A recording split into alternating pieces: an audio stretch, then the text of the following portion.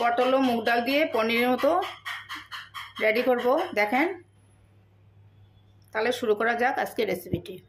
বন্ধুরা, আমি পিঙ্কি, আমার রেসিপিতে সবাইকে স্বাগতম। আজ আমি পটল দিয়ে পনির বানিয়ে দেখাবো। তার জন্য আমি নিয়েছি এখানে 5টা পটল।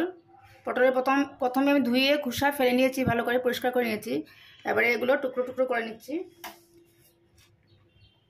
টুকরো টুকরো করে তারপর ভিতরের দানাগুলো বা বীজগুলো বের করে নেব। এইভাবে টুকরো টুকরো করে নিচ্ছি। দেখেন বন্ধুরা, এভাবে পিস পিস করে তারপর এই ভিতরের যে দানাগুলো বা বীজগুলো বের করে নেব। প্রথমে এগুলো করে নিচ্ছি। দেখেন, আমি ছোটো ছোটো করে টুকরো করে নিয়েছি, ভিতরের বীজগুলো বের করে নিয়েছি।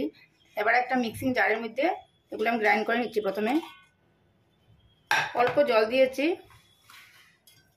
দিয়ে এবারে আমি গ্রাইন্ড করে নিচ্ছি। দেখেন, আমি পেস্ট করে নিয়েছি মিক্সিতে, একদম মিহি পেস্ট করে নিয়েছি। অল্প জল দিয়ে পেস্ট করেছি। এবারে তার মধ্যে কয়েকটি উপকরণ অ্যাড করব। প্রথমে দিয়ে দিচ্ছি আমি হাফ কাপ মুগের ডাল আমি ভিজিয়ে রেখেছিলাম, মিক্সিতে পেস্ট করে নিয়েছি। দিয়ে দিলাম হাফ কাপ মুগের ডাল ভিজানো, পেস্ট করেছি। এবারে দিয়ে দেব 3 চামচ চালের গুঁড়ো,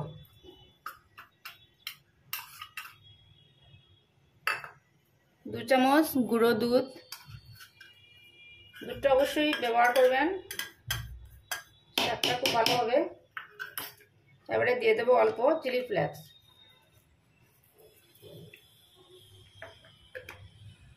স্বাদ অনুযায়ী নুন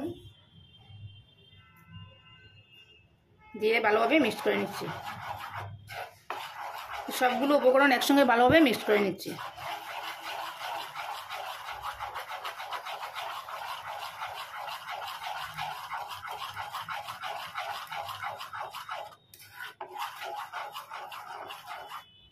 এবারে দিয়ে দিচ্ছি অল্প চিনি।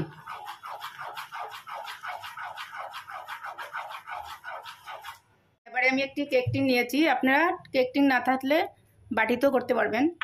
এটার মধ্যে আমি অল্প রিফাইন অয়েল ব্রাশ করে নিয়েছি। এবারে এই পটল আর মুগ ডালের মিশ্রণটি ঢেলে দেবো এই বাটির মধ্যে।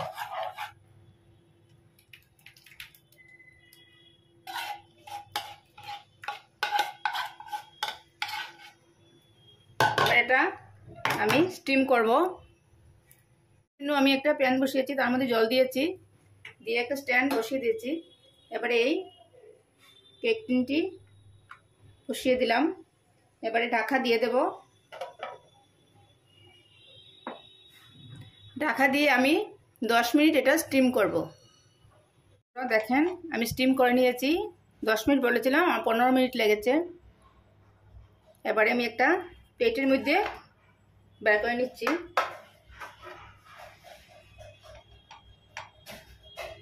দেখেন বন্ধুরা, কতটুকু সুন্দর হয়েছে। এবারে এটা আমি পিস পিস করে কেটে নিচ্ছি। যেহেতু বলেছিলাম পটল দিয়ে পনির রেডি করব, সেই জন্য পনিরের মতো আমি ছোটো ছোটো পিস করে নিচ্ছি।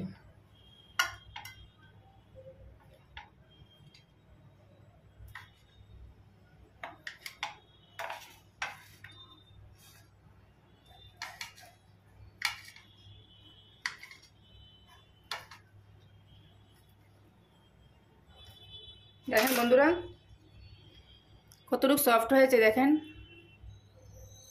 এভাবে আমি প্রথমে সবগুলো কেটে নিচ্ছি। দেখেন, আমার সবগুলো পিস কাটা হয়ে গেছে। দেখেন তো, দেখতে মনে হচ্ছে না পনিরের পিস।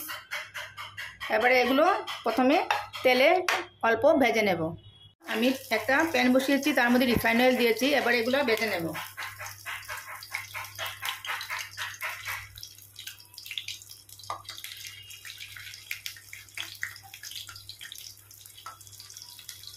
একসঙ্গে হয়নি জায়গা, আমি পরে বাকিগুলো উল্টে পাল্টে ভেজে নেব। হয়ে গেছে, এবারে অল্প উল্টিয়ে দেব।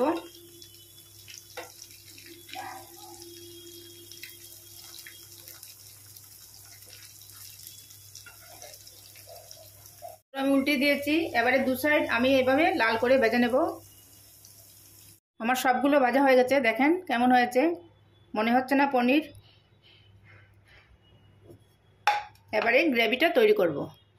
গ্রেভিটা বানানোর জন্য আমি একটা বাটির মধ্যে হাফ কাপ টক দই নিয়েছি। এবারে কয়েকটা মশলা অ্যাড করব, এটা রেডি করে রাখছি। স্বাদ অনুযায়ী নুন,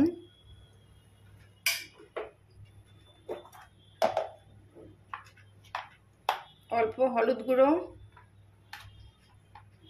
অল্প লঙ্কার গুঁড়ো ও জিরের গুঁড়ো দিয়ে আমি ভালোভাবে মিক্সড করে রেখে দেব।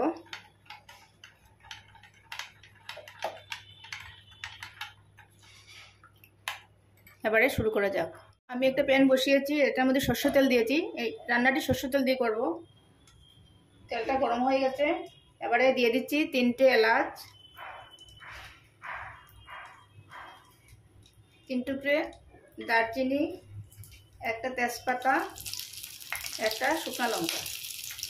এগুলো আমি হালকা কয়েক সেকেন্ড ভেজে নেব। দিয়ে দেবো একটা কুচানো টমেটো। বন্ধুরা, এই রান্নাটি সম্পূর্ণ নিরামিষ, আপনারা যে কোনো নিরামিষ দিনে রান্না করতে পারবেন। পটল তো অনেক রকম খেয়েছেন, একবার এভাবে বানিয়ে দেখবেন।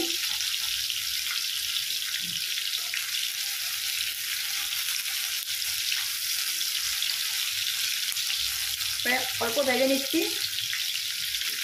দিয়ে দিচ্ছি অল্প আদা বাটা। আমি হাফ ইঞ্চি আদা বাটা দিয়েছি। চুলার আঁচটি মিডিয়ামে রেখে রান্না করছি।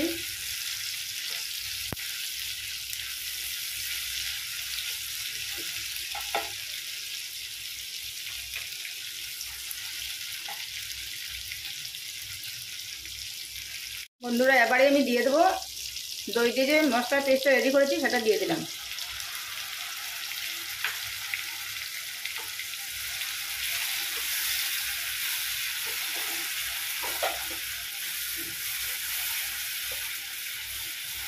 এবারে ভালোভাবে কষে নেব। তার মধ্যে দিয়ে দেবো অল্প চিনি, যেহেতু এটা নিরামিষ রান্না অল্প চিনি দিয়ে দিচ্ছি। এবারে ভালোভাবে কষতে থাকবো। যখন তেল বেরিয়ে আসবে তখন আমি গরম জল অ্যাড করব। অবশ্যই গরম জলটা ব্যবহার করবেন।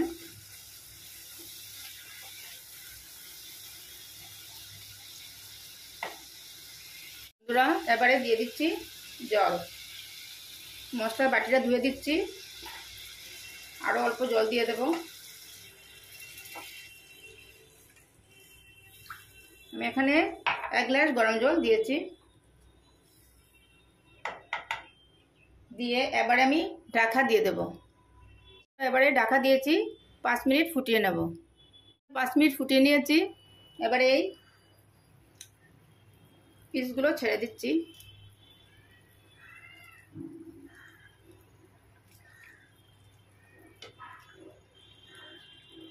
গ্রেভিটা আপনারা আরও পাতলা বা ঘন করতে পারেন আপনাদের পছন্দ অনুযায়ী।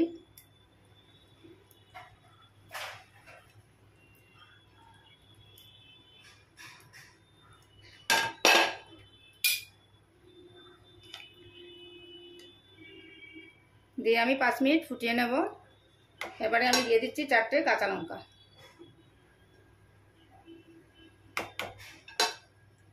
অল্প গরম মশলার গুঁড়ো। নুনটা এখন আর দেইনি, আগে দিয়েছিলাম, দইয়ের সঙ্গে মিক্স করেছিলাম। 1 চামচ ঘি,